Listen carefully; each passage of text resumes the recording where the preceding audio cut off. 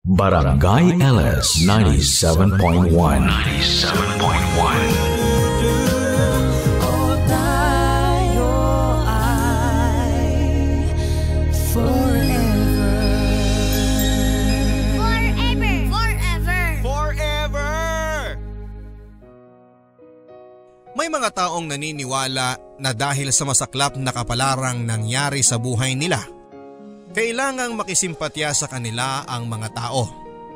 Tratuhin sila ng espesyal, na para bang may utang na loob sa kanila ang mundo dahil sila ang sumalo ng mga pagdurusa na inaakala nilang dapat para sa maraming tao. Pero sinaktan man ng mundo, sila din ang mga taong madalas na nananakit sa kapwa nila. Nananakit ng mga mahal nila sa buhay. At para sa kanila makatwiran ang ganong pananakit dahil sa mga masasakit ding karanasang pinagdaanan nila. Kaya lang, makatwiran nga ba? Dear Papa Dudut, ako po si Ian, 20 years old at nasa second year college pa ako ngayon at kumukuha ng kursong psychology sa isang university sa Maynila. Siguro po kaya ako naingganyong kumuha ng psychology dahil sa Tito Intoy ko. Na-inspire ako sa kanya hindi dahil role model siya pagdating sa kagandahang asal. Na-inspire akong kumuha ng psychology kasi dahil sa mga sama ng loob na dinadala niya at pagiging bayolente niya paminsan-minsan. Si Tito Intoy ko rin ang dahilan kaya na-inspire din akong sumulat sa inyo at ibahagi ang kwento ng buhay niya na sa tingin ko ay kapupulutan ng aral ng maraming kalalakihan at mga kababaihan na rin. Kadugo ko si Tito Intoy, Papa Dudut. Bunsong kapatid siya ng papa ko. 5 silang magkakapatid, 2 babae at 3 lalaki. Pangalawa sa panganay ang papa ko. Intoy ang tawag sa kanya kasi iyon ang palayaw na ibinigay sa kanya ng lola ko. Ang sabi ni lola ay parang endearment daw yung Intoy na ang ibig sabihin ay bunso. Pero ang totoong pangalan niya ay Vicente. Wala pang asawa noon si Tito Intoy noong mga bata pa kami. Kaya siya lang ang bukod tanging anak na nakatira sa bahay ni na lola. Lahat ng mga anak ni na lolo at lola ay nakatira malapit sa bahay nila. Kaya lumaki kaming magpipinsan na close sa isa't isa. Sina papa at iba pang tiyahin at tiyuhin ay bumukod na kina lolo. Pero kung may kailangan kami kina lola, isang sigaw lang ay nakukuha na namin kaagad.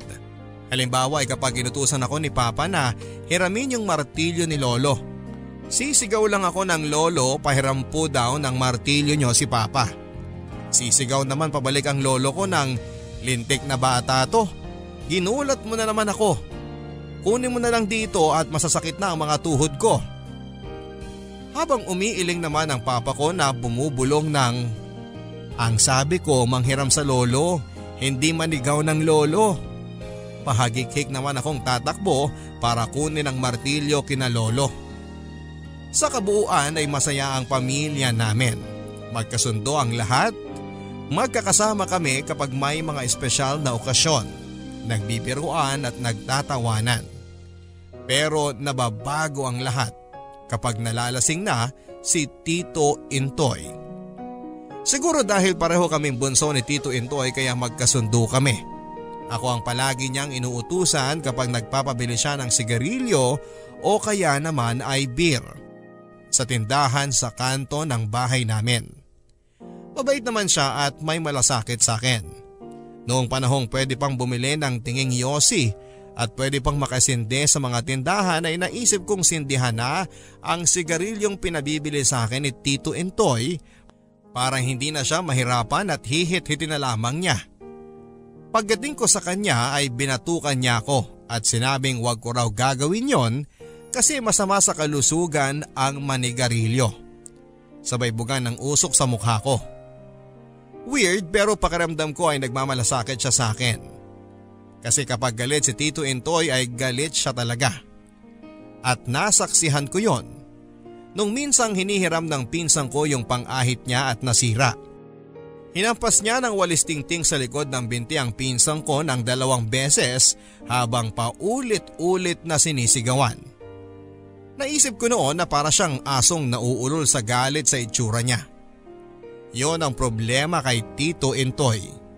Mabait siya at mahinahon magsalita pero kapag nalalasing o kaya ay kapag akala niya ay naaagrabyado siya ay nag-iibang ugali niya. Kaya hindi na rin kami nagtataka kapag nababalitaan naming napapaaway siya sa mga kaibigan niya. Umiiling na lamang si Papa kapag nalalaman yon. Para bang tanggap na lang nila na ganon si Tito Intoy at hindi na magbabago. Tinotolerate na lang nila kasi wala na silang magagawa.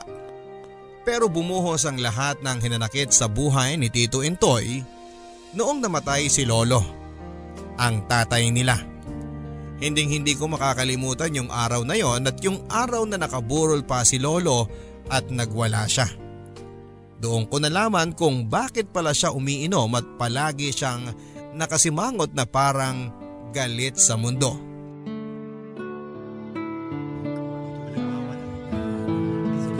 Nakikiramay po kami sa inyo, Lola Belen. Ay nako, maraming salamat Nida. Salamat sa pagpunta ninyo.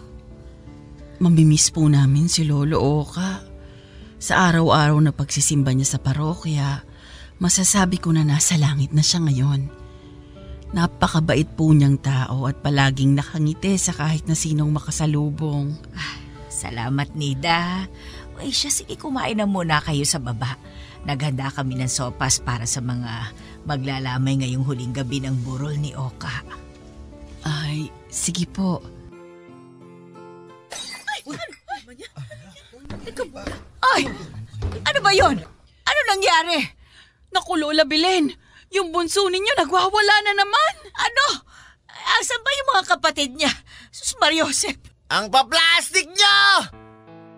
Magsiuwi na kayo! Puro kayo mga sinungaling! Umalis na kayo! Ay! Pambihira ka, Intoy! Ano ba ginagawa mo? Bakit ka ba nagwawala? Nay, sabihan nyo mga lintik na kapitbahay natin para lang makakain ng libre. Kung ano-anong kasinungalingan ang sinasabi tungkol kay tatay Ano bang pinagsasasabi mo? Nandito sila para makiramay sa atin, hindi para makikain. Hindi, Nay. Sinungaling sila Sinasabi na lang mabait si tatay. Hindi siya mabait. Demonyo si tatay! Anak naman, nakikiusap ako, tama na yan. Pweh! Nagsisimba araw-araw kasi pinagdadasal niya na mamatay niya ako. Ayaw niyang makita ang bunga raw ng pagtataksil niyo sa kanya. Hindi totoo yan. Alam mo, hindi totoo yan, Intoy.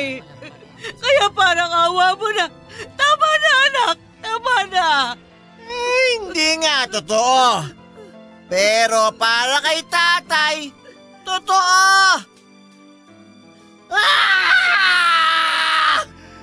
Wisit na buhay ito. Kasalanan ko bang pinanganak ako sa mundo?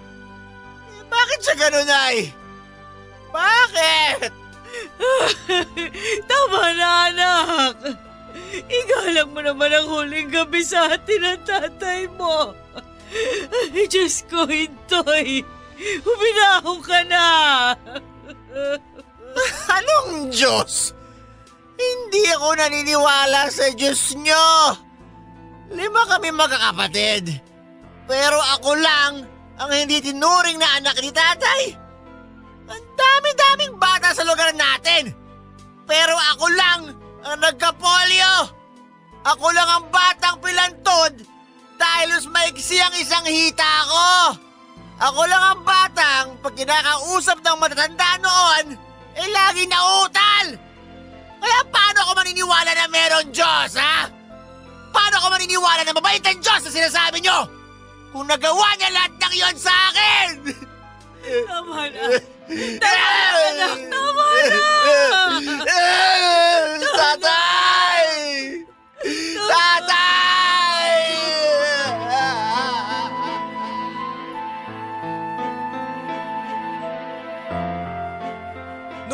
gabi ng burol ni Lolo ay wala kaming ibang narinig kundi ang hagulhol ni Tito Intoy.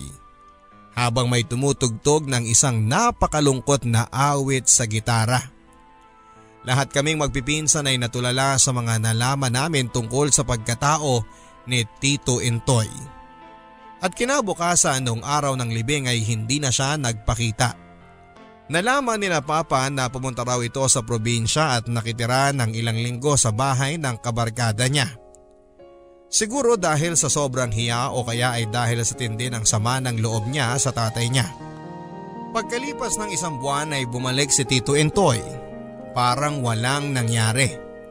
Ang saya-saya niya at pagdating niya sa bahay ay niyakap niya si Lola at mga kapatid niya. Pinatawag niya kaming lahat na magpipinsan at binigyan ng pasalubong.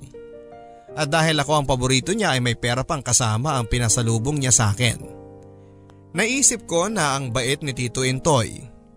Pero kawawa naman pala siya. Kung ako ang tatanungin Papa Dudut ay mabait naman si Tito Intoy. Pero takot ako sa kanya kasi alam ko kung paano siya magalit. Payat si Tito Intoy at mukha siyang rakista. Kamukha niya si Pepe Smith noong kabataan pa ito. May bigote si Tito Intoy kaya nagkaroon tuloy ako ng takot sa mga lalaking may bigote. At kaya din ayokong magkabigote noong tumanda na ako. Meron siyang printing business kaya okay naman ang kita niya. Lalo na pag panahon ng eleksyon. At pag panahon ng eleksyon ay kumikita rin kaming magpipinsan sa kanya kasi binibigyan niya kami ng sideline. Kung hindi tagakat ng papel, kami yung pinagdidikit niya ng mga campaign posters sa lugar namin. Pero ingat kami lagi sa mga kilos namin kapag nandyan siya kasi hindi namin alam kung kailan siya magagalit o kaya naman ay magwawala. Hindi na naulit yung matinding pagwawala niya noon sa burol ni Lolo pero palaaway pa rin siya. Kahit mga kapatid niya ay inaaway niya na mababaw lang naman ang kadahilanan. Halimbawa ay naingayan lang sa tawa ng ate niya, sinisigawan na niya kaagad at minumura. Hindi raw siya makapag-concentrate sa ginagawa niya kasi ang ingay ng ate niya. Nagkibit balikat na lamang ang ate niya at hindi siya pinansin. Sinabi na sa akin ni Papa noon na pagpasensyahan na lang daw si Tito Intoy kasi kawawa naman daw ito. Pilantod si Tito Intoy kung maglakad. Noong 5 years old kasi ay nagkapolyo siya. At siya lang talaga sa lugar nila noon sa probinsya ang nagkapolyo. Utal din daw siyang magsalita noong bata pa to. Pero ngayon ay hindi na masyadong halata. Pero halatang nilalabanan niya ang pagiging utal kasi bawat salita niya ay may diin at mabagal niyang binibigkas ang mga salita. At naisip ko na kaya rin siguro panayang inom ni Tito Intoy kasi diretso siyang magsalita kapag nalalasing. Noong gabi ng burol ko lang nalaman na hindi pala siya itinuring na anak ni Lolo. Ang sabi ni Papa ay nagselos lang daw si Lolo sa isang kaibigan ni Lola na pumunta sa bahay namin. Kaya naman pinagbintangan niya ang lola ko na nagtaksil sa kanya noong nabuntis ito. Pero matagal nilang alam na hindi totoong hindi siya anak. Kasi kapag pinagtabi mo yung picture ni Tito Intoy at tong picture ni Lolo noong binata pa ito ay para silang pinagbiyak na bunga. Pareho silang payat at may bigote. Naisip ko nga ay parang nag-time travel si Pepe Smith sa iba't ibang henerasyon, Papa Dudut.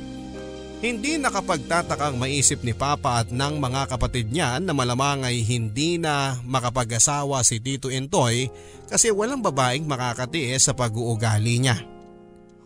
O kung meron man ay dapat daw ay mas malaki ang katawan kesa kay Tito Intoy para pwede siyang ipalibag sa pader kapag nalalasing ito at nagwawala. Kami namang magpipinsan ay natatawa na lamang kapag naririnig naming nagkwekwentuhan silang magkakapatid tungkol sa bunso nila.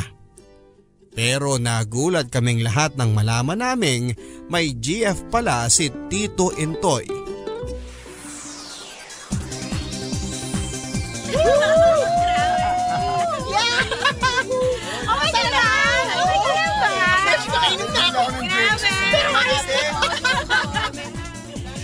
Pagkainumin mo yung alak, huwag mo'y buho!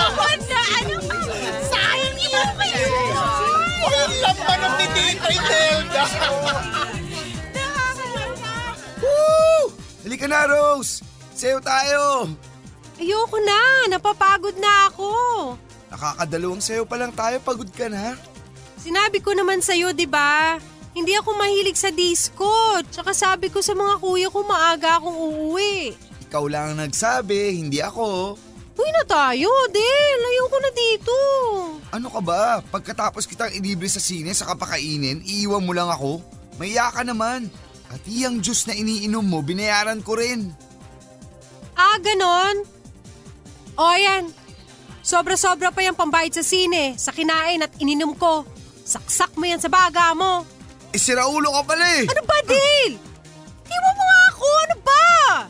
Pare, baka gusto mong bitiwan yung babae. Ano bang pakialam mo? Girlfriend ko to. Hindi na, break na tayo. Oh, break na pala kayo eh. Huwag kang makialam, pilantod. Ah, pilantod pala ha? Ay! Ano? Papalag ka? Ha? Ulo! Hoy! Bumalik ka rito! Babalikan kita! Hindi pa tayo tapos! Sige na, miss. Umuwi ka na rin. Baka balikan ka ng ex mo. Rose. Rose ang pangalan ko. Salamat ah. Kasalanan mo rin eh. Hindi mo pala gusto sa mga ganitong lugar. Sumama-sama ka pa sa ex mo. At least nakilala kita. Parang eksena lang sa pelikula kung paanong nagkakilala si Tita Rose at si Tito Entoy. Superhero ang naging dating ni Tito Entoy kay Tita Rose. At kahit na merong kapansanan ay hindi yun ang nakita niya sa tiyuhin ko. Siguro kasi ay likas na masayahin si Rose at malambing. Kabaliktaran ng uncle ko na bugnutin at may pagkabayolente.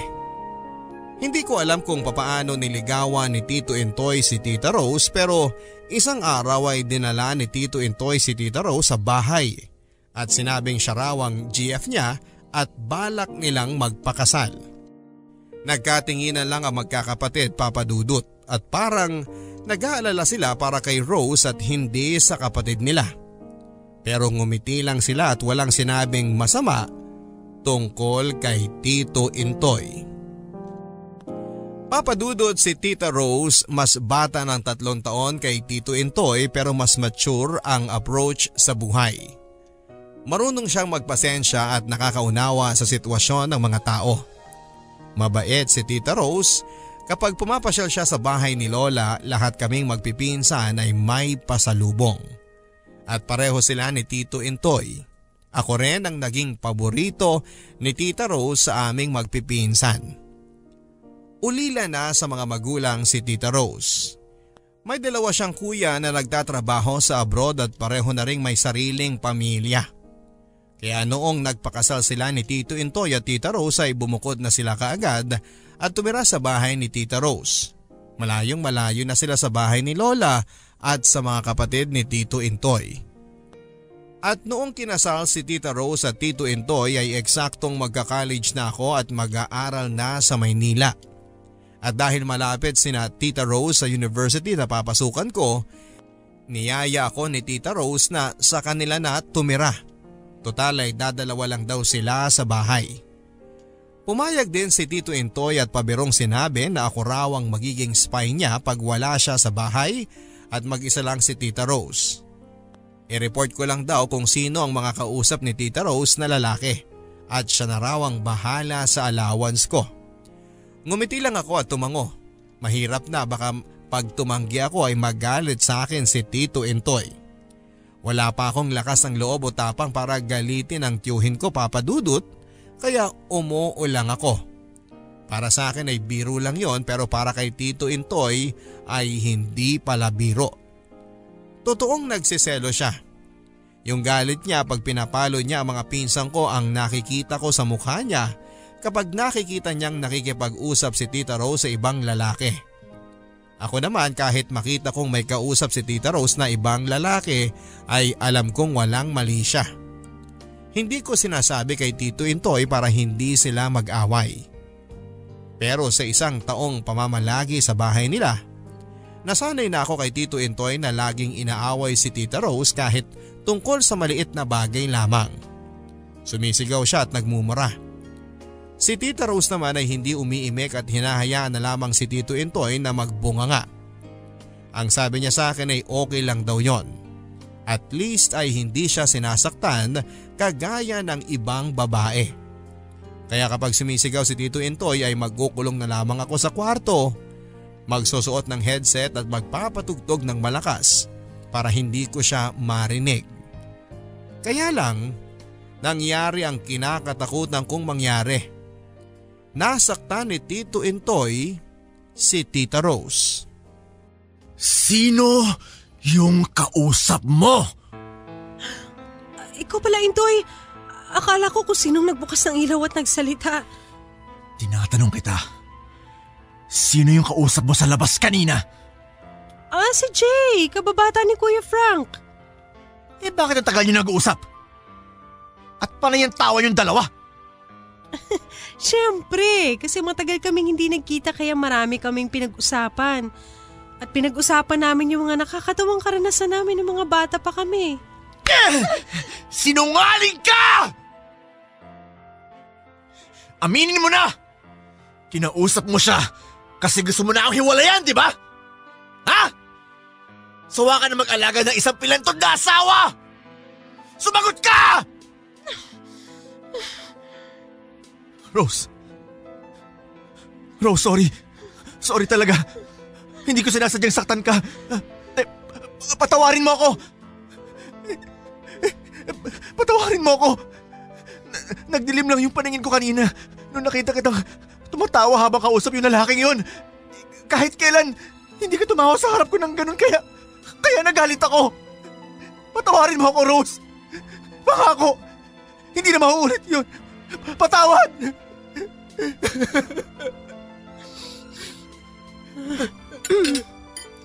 Kumain ka na? Rose, natakot lang ako na baka mawala ka sa akin. Hindi ko kaya kung mawawala ka. Ikaw lang ang taong totoong nagmamahal sa akin. Hindi ko naramdaman yun sa mga magulang ko. Kaya patawarin mo na ako. Natakot lang ako. Huwag mo akong iiwan. Huwag ka na magalit sa akin. Kumain ka na. Maghihilamos lang ako. Rose, please! Huwag mo akong iiwan!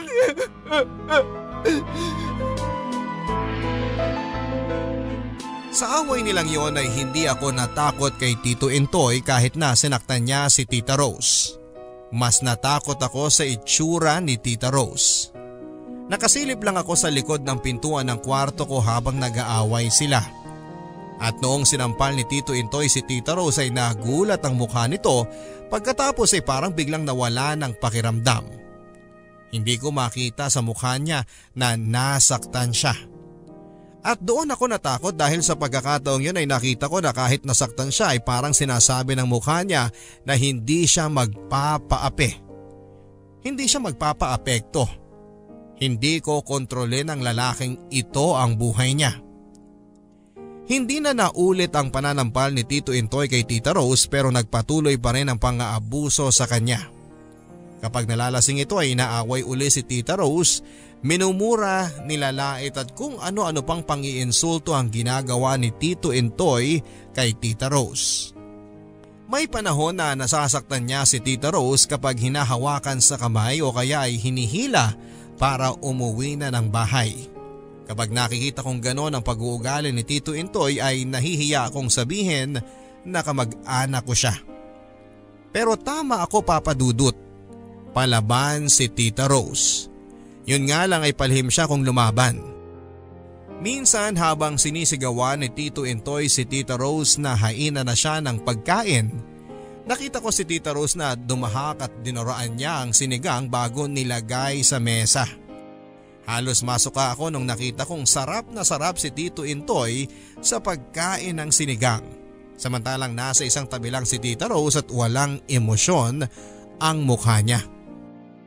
Nagtataka ako Papa Dudut kasi kung tutuusin ay pwede naman niyang palayasin ang tiyuhin ko sa bahay nila pero hindi ginagawa yun ni Tita Rose. Kaya naisip ko na siguro ay mahal nga niya si Tito Intoy. Kasi walang babaeng makatatagal sa ganong klase ng asawa. Noong nag-aaral na ako sa kolehiyo ay nalaman ko na classic na sintomas pala ng isang battered na asawa ang ipinapakita ni Tita Rose. Isa sa mga sintomas na yon ay ang pag-asa na magagawa niyang baguhin ang masamang pag-uugali ng asawa. Pero kahit na ilang kaso ng marital abuse ang binasa ko, lahat ay sinasabi na bibihira na mabago ng inaaping asawa ang ugali ng isang mapang-abusong asawa. Mabuti na lang at nalaman ng mga kapatid ni Tita Rose ang nangyayari sa kanya kasi kung hindi ay ako na ang magsusumbong sa kanila para matigil na si Tito Intoy sa pang-aapi niya kay Tita Rose.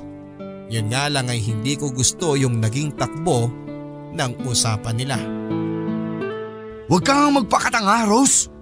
Kuya Frank naman, hindi ako nagpapakatanga. E di magbaril ka na lang sa luneta kasi kamartiran niyang ginagawa mo eh.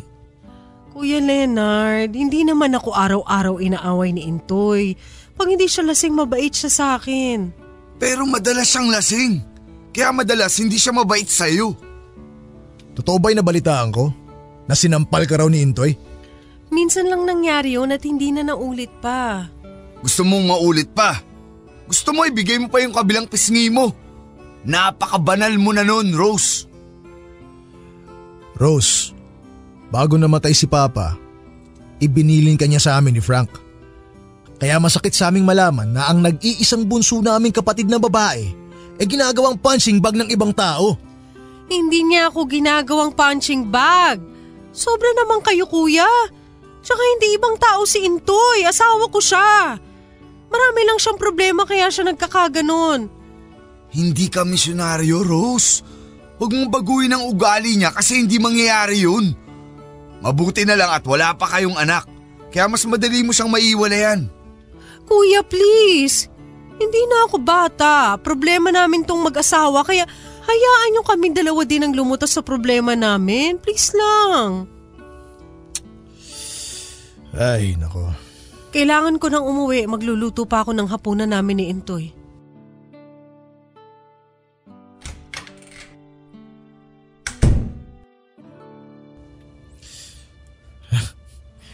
Lintik na Intoy yun. Kung hindi lang sa kapatid natin, matagal ko nang napatay yung taong yun eh. Pareho pala tayo nang iniisip, Kuya Leonard. Anong gagawin natin, Frank? Kuya, pwede namang aksidente lang ang mangyayari, hindi ba? Anong ibig mo sabihin? Gumawa tayo ng pagkakataon para malagay sa alanganin ang buhay ni Intoy. Gawin natin para makalaya na si Rose sa impyernong buhay niya ngayon. Anong nasa isip mo?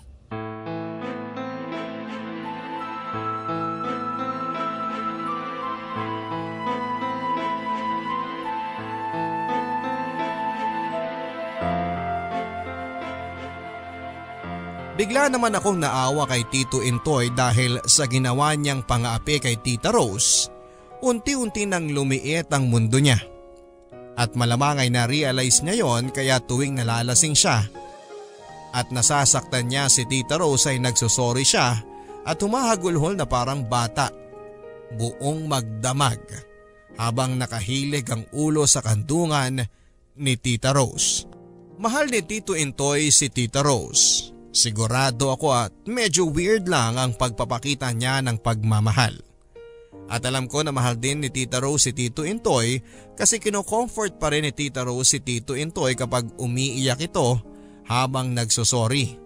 Hanggang sa pareho na silang makatulog. Ang totoo ay naaawa ako sa kanilang dalawa, Papa Dudut.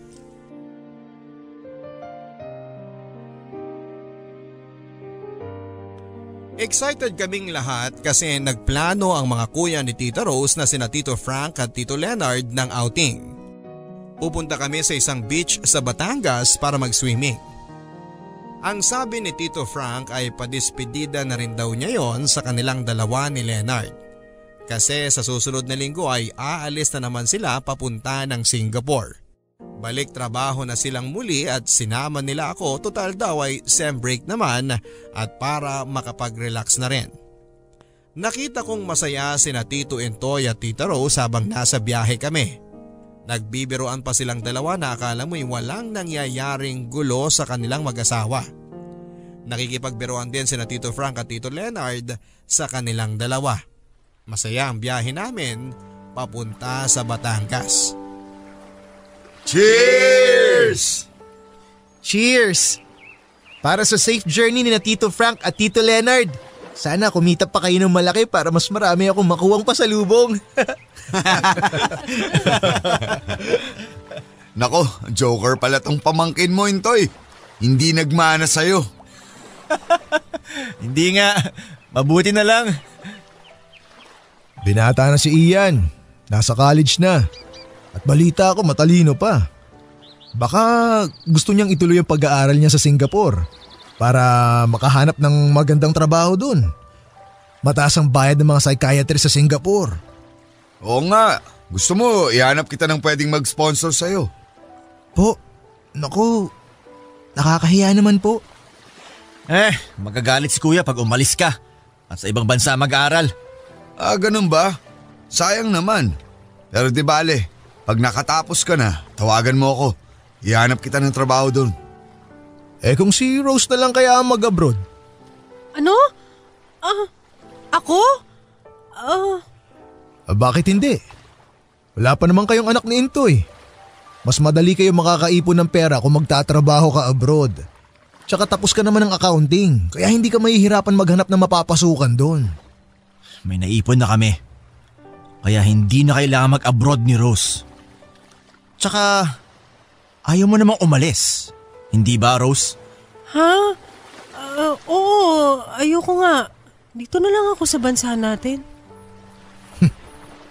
Kayong bahala. Oh, bakit parang ang seryoso nyo? Mag-swimming na nga tayo. Kanina pa tayo naantay ng dagat.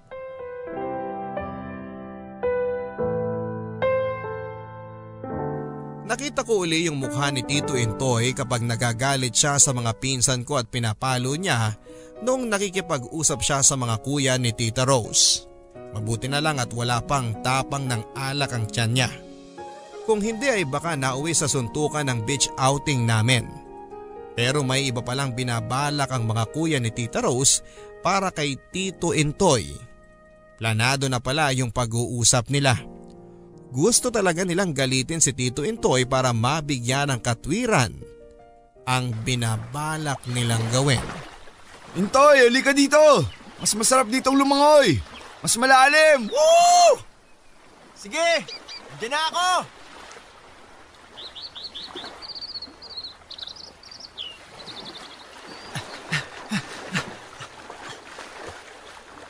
Intoy! Intoy! Saklolo! Inupulikat ako! Tulungan mo ako! Malulunod ako! Ha? Andyan na ako! Huwag ka magulo, Kuya Frank! Malulunod ako! Hawak na kita! Malulunod ako! Tulungan mo ako! Huwag mo akong kapitan sa leeg! Kundi pareho tayong malulunod! Tulong! Tulungan mo ako! Ayoko pa mamatay! Sandali lang! Pareho tayong tanga!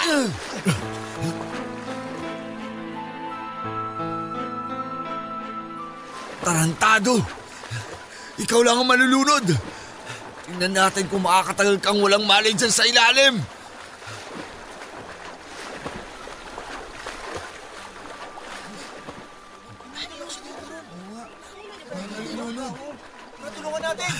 May mga tao!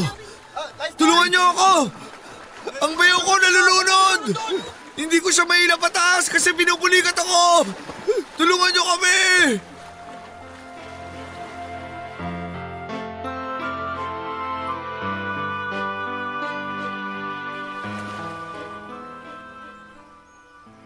Kuya Frank, ano nangyari? Akala ko mamamatay na ako. Buti na lang dumating si Intoy kaso siya yung nalunod. Nasaan siya ngayon? Nandun sa tabing dagat.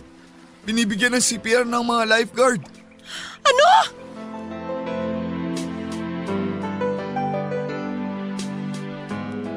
Sabay kaming dumating kung saan ay nandoon si Tito Intoy habang nag-a-administer ng CPR sa kanya ang mga lifeguard. 1 minuto lang ang tumagal pero parang napakahabang 1 minuto ang naranasan naming dalawa ni Tita Rose habang hinihintay niyang magkamalay ang tito ko. Pagkatapos ng 1 minuto biglang naubo at naglabas ng tubig sa bibig si Tito Intoy. Nagkamalay na siya, buhay pa si Tito Intoy. Nang gabing yon, nasa tabi lang ni Tito Intoy si Tita Rose at hindi ito umaalis sa tabi ng asawa niya. Tita Rose, sabi ni Tito Leonard, kumain ka na raw po. Mahirap malipasan ng gutom.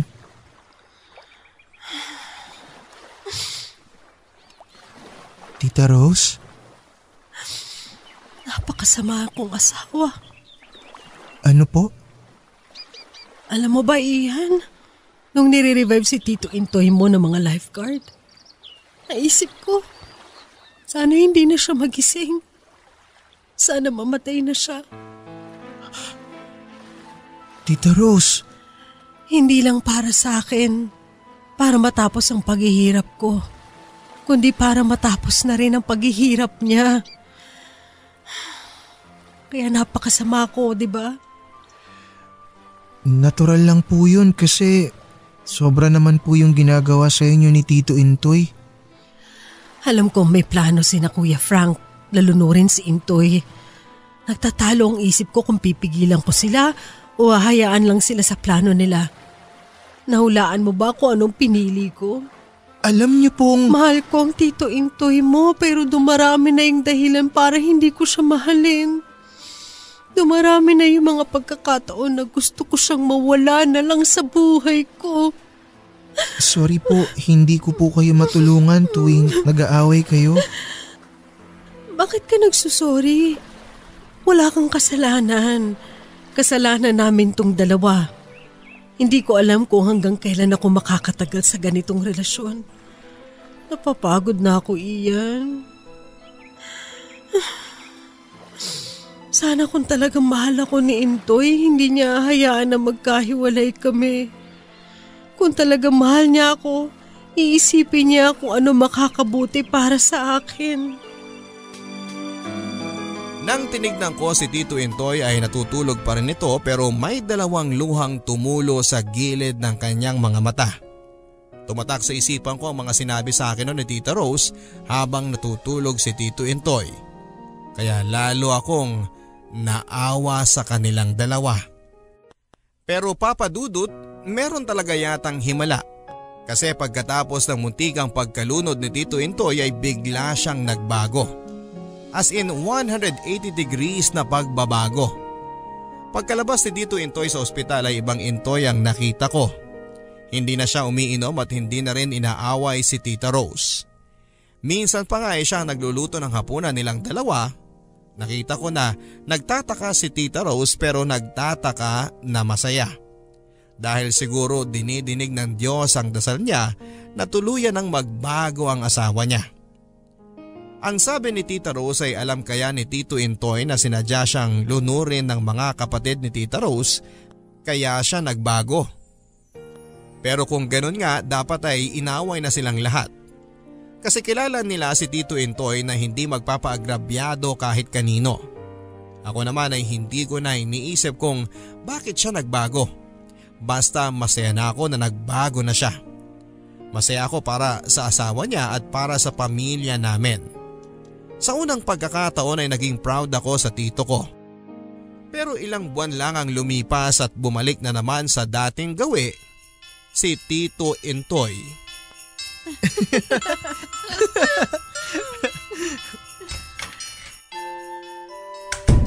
Ay, Intoy! Dala na namin yung hamon na paborito mo tuwing Pasko. Kausap mo na naman yung kababata ng Kuya Frank mo? Ha? Oo. Kinumusta lang niya sa akin si Kuya.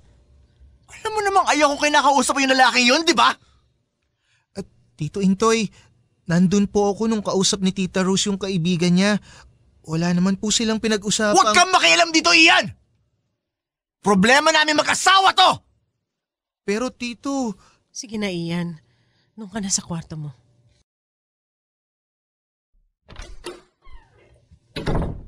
Palihim ka nakikipagkita sa kanya, no? Ano bang sinasabi mo? Wala akong ginagawang masama. Sinungaling ka! Alam ko nilaloko mo ko! Huwag mo na ikaila! Umamin ka na! Dating gawin na naman ba tayo, Intoy? Balik ka na naman sa pananakit mo sa akin.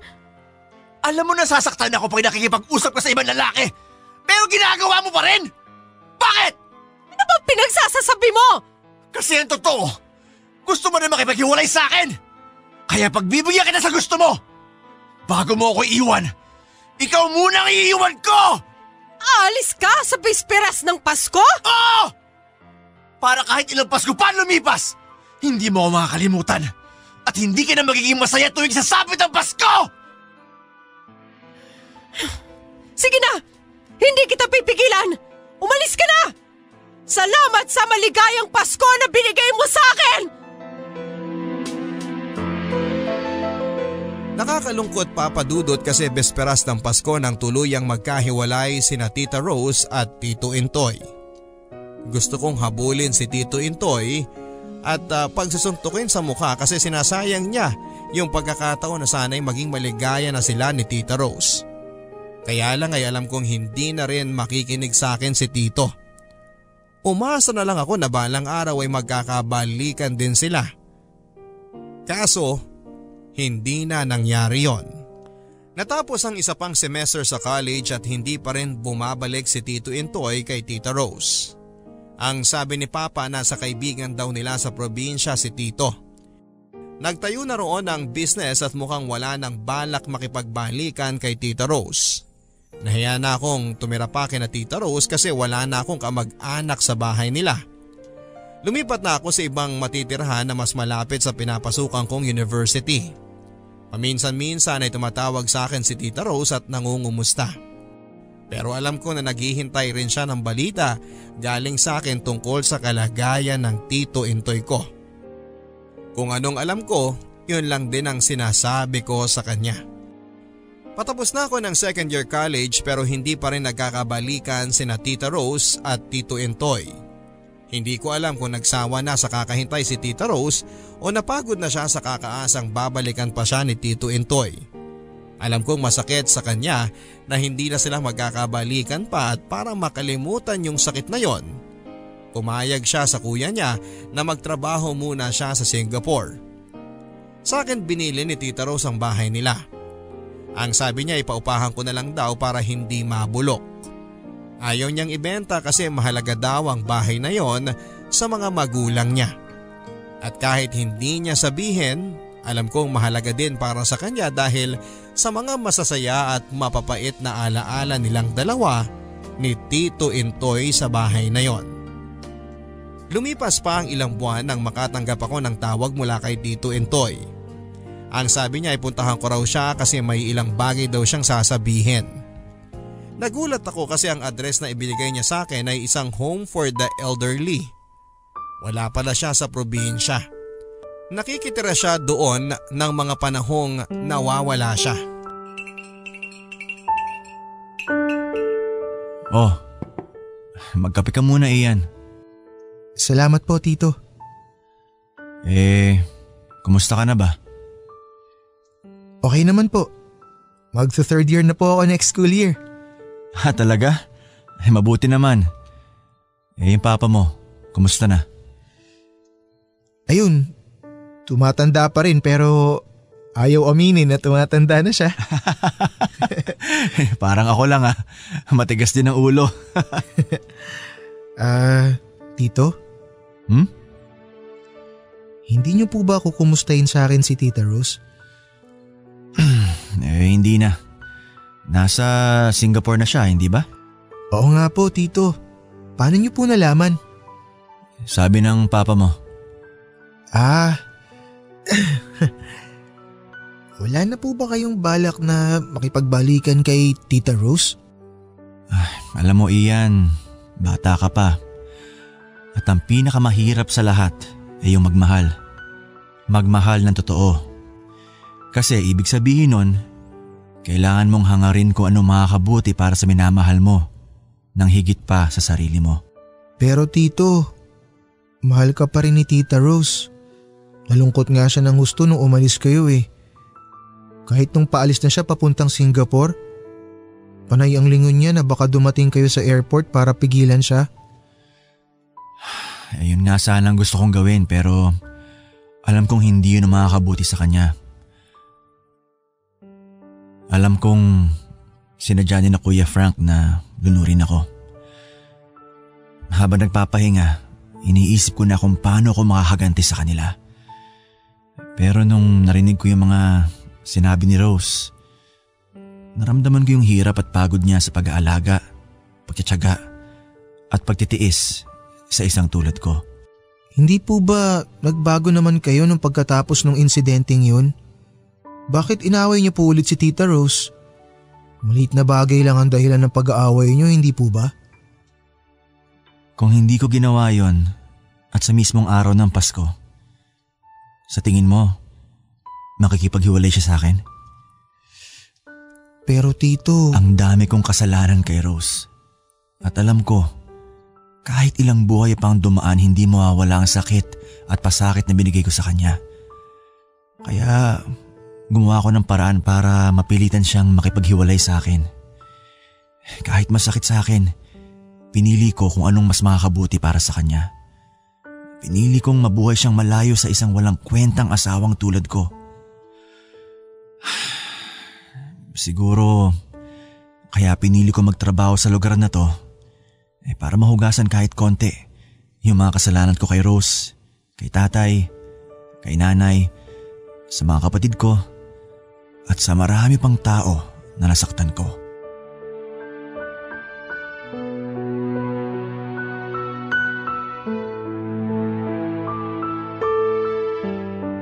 Papadudot hanggang sa ngayon ay nandun pa rin si Tito Intoy sa Home for the Elderly. Nag-aasikaso ng mga matatandang hindi na kayang alagaan ang mga sarili nila. Nandun siya para magbayad ng mga kasalanang ginawa niya. Si Tita Rose naman ay bumalik na ang dating sigla sa boses niya kapag nakakausap ko. Nabalitaan ko pa nga na may mga nanliligaw sa kanyang foreigner. Natuwa naman ako kasi may karapatan siyang maging masaya pagkatapos ng mga ginawang pahirap sa kanya ni Tito Intoy. Nakakalungkot kasi sad ending ang love story nila. Pero para sa akin ay parang okay na rin na hindi sila nagkabalikan. Kung hindi nila kayang magbago o baguhin ang sarili nila, iniisip ko na kung ako ang magmamahal ay gagawin ko ang lahat para ipaglaban ang mahal ko. Hindi ako magiging duwag gagaya nilang dalawa. Pero ano bang alam ko, hindi ba papadudot? Hindi ko pwedeng husgahan ang ginawa nilang desisyon kasi hindi ko alam kung anong pinagdaraanan nila. Ang magagawa ko lang ay ipagdasal na sana anuman ang mangyari sa kanilang dalawa, magkasama man o magkahiwalay, mahanap nila ang kapayapaan at kaligayahan na matagal na nilang hinahanap. Lalo na si Tito Intoy. Hanggang dito na lamang po papadudot at sana ay may napulot na aral ang mga tagapakinig mo sa kwento ni Tito Intoy. Maraming salamat sa pagbasa mo sa kwento ng buhay niya. Ang inyong kapuso at kabarangay forever, Ian. Forever. Forever. Forever.